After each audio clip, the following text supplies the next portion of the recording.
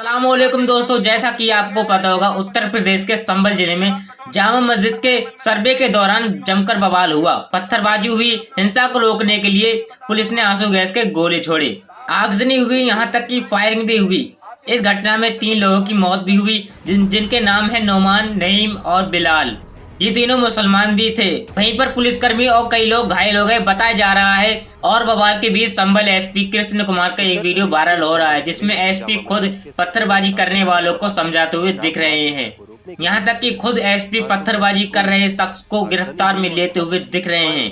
आप ये पूरा वीडियो जरूर देखें। हो गई। वहीं पुलिसकर्मियों सहित कई लोग घायल भी बताए जा रहे हैं। अब बवाल के बीच संभल एसपी कृष्ण कुमार का एक वीडियो भी वायरल हो रहा है।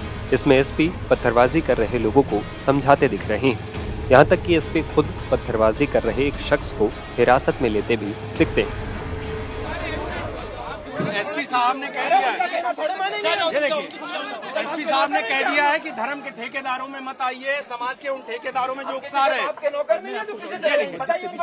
भीड़ में से कुछ लोग आ रहे हैं, वो कह रहे हैं कि पुलिस पीछे चले जाए, हम बात कर रहे हैं। ये कौन लोग हैं जो पुलिस से ही पीछे जाने को कह रहे हैं? वो कौन लोग हैं जो पुलिस को ही समझा रहे हैं कि पुलिस अपना काम न करे? ये देखिए, एसपी के तेवर आपको नजर आ रहे होंगे। यूपी पुलिस संभल जिले के एसपी कृष्ण बिश्नोई जो है, उनके तेवर आपके सामने है कि हम किसी के बाप के नौकर नहीं है, हम सरकार के नौकर हैं, हम देश के नौकर हैं, हम देश में कानून व्यवस्था बनाए रखने के लिए काम कर रहे हैं।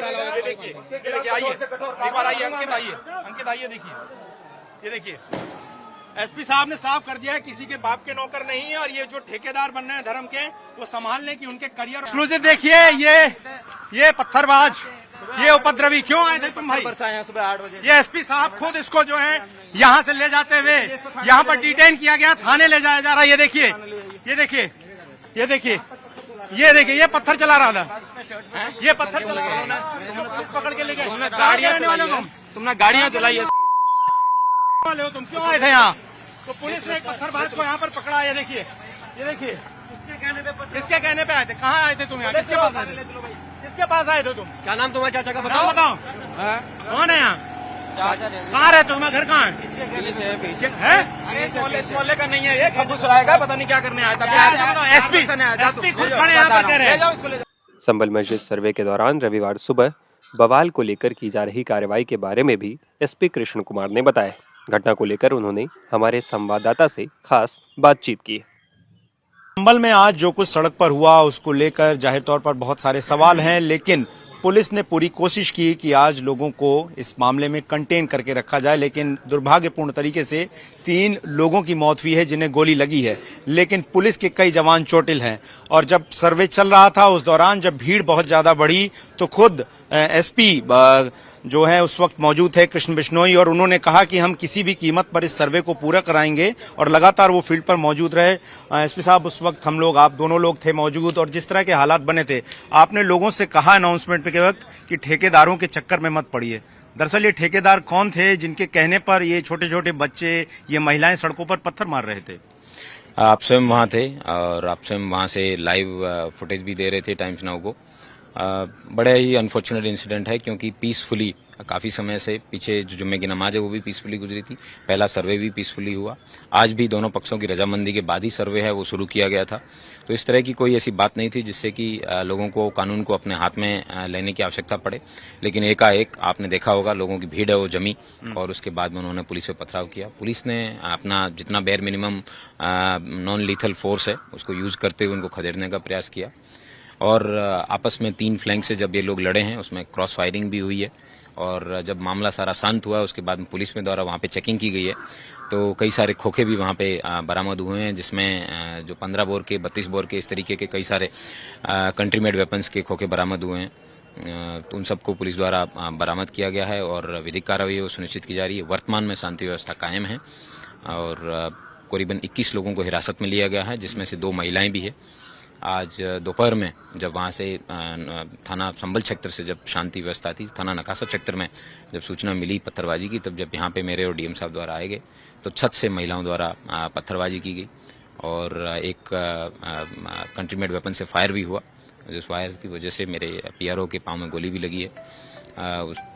वर्तमान में स्थिति सामान्य है। उन दोनों महिलाओं जिन्होंने पत्थरबाजी की उनको गिरफ्तार कर लिया गया है और जिस व्यक्ति ने कंट्री मेड वेपन फायर किया जिस घर से, उसकी भी तलाश की जा रही है। जल्दी उसको भी गिरफ्तार करके विधिक कार्रवाई सुनिश्चित की जाएगी। जो जिन 3 लोगों की लड़कों की मौत हुई है वो लोग कौन थे? क्या वो स्थानीय उसी इलाके कर थे और वो इस इलाके में क्या कर रहे थे, कहाँ से?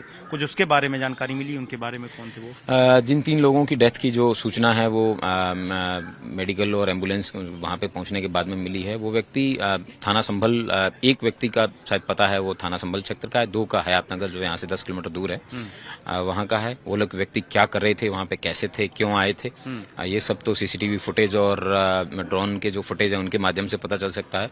लेकिन ये दुखद है कि 3 लोगों की डेथ हुई है। इन लोगों का जो मजमा है वो नाजायज है।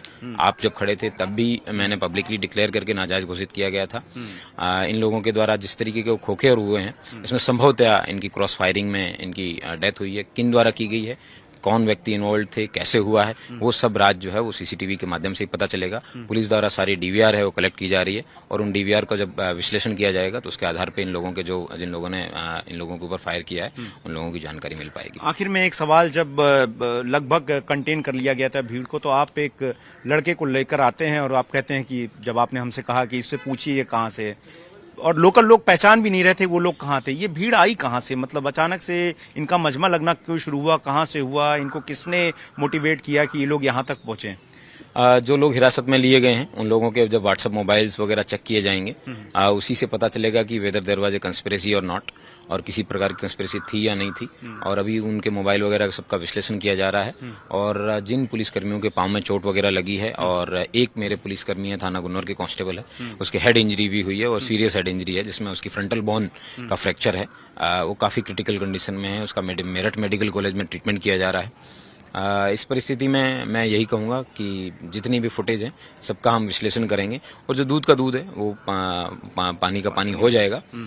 लेकिन जिन जिन लोगों ने इस घटना में इन्वॉल्व थे और जिन जिन लोगों के द्वारा इसमें कानून को हाथ में लेने का प्रयास किया है उन, और अगर कोई किसी प्रकार की कंस्पिरेसी थी, अगर इसका भी पता चलता है, इन सब लोगों के खिलाफ एनएससी की कार्रवाई है वो जरूर अमल में लाई जाएगी। अंतिम में एक सवाल, इंटरनेट बंद करने के लिए संभवतः आदेश दे दिए गए 24 घंटे के लिए, क्या किसी तरह के रिस्ट्रिक्शंस, कर्फ्यू या इस तरीके की चीजें भी इलाके में अभी लगाई गए हैं? वर्तमान में स्थिति सामान्य है, किसी प्रकार के कर्फ्यू की कोई आवश्यकता प्रतीत नहीं होती है, लेकिन इंटरनेट बैन एहतियातन तौर पे किया गया है ताकि किसी प्रकार का कोई रूमर मॉन्गरिंग है वो ना हो। तो चलिए, ये एसपी कृष्ण बिश्नोई जिन्होंने स्पष्ट शब्दों में बता दिया कि जिन लोगों ने पत्थरबाजी की, अवैध तमंचों से फायरिंग की, पुलिस वालों पर हमले किए, उन सभी को गिरफ्तार करके उनकी जांच की जा रही है। लेकिन वो लोग जिन्होंने भीड़ को उकसाया और नाजायज भीड़ वहां पर जलसा जो है हुआ, भीड़ इकट्ठी करने की कोशिश हुई, उनको इन्होंने उस वक्त कहा था कि ठेकेदारों के चक्कर में अपना करियर मत खराब करिए, और उस वक्त टाइम्स नौ भारत आपको लाइव दिखा रहा था। उन सब के खिलाफ जो एफआईआर उनको खोजा जा रहा है और एक एक को पकड़कर उनके खिलाफ एनएसए लगाया जाएगा। लेकिन फिलहाल संभल जिले में स्थिति पूरी तरह से नियंत्रण में है, सामान्य है और आम जनजीवन जो है वो पूरी तरह से चल रहा है। हालांकि स्थानीय लोगों ने अपनी दुकानों को एहतियातन बंद करके रखा। तो आपने देखा जामा मस्जिद को लेकर कैसे विवाद चल रहा है, जिसमें 3 लोगों की मौत भी हो गई। दोस्तों, हमारे चैनल को सब्सक्राइब जरूर करें और मिलते हैं नेक्स्ट वीडियो में। अब तक के लिए खुदा हाफिज।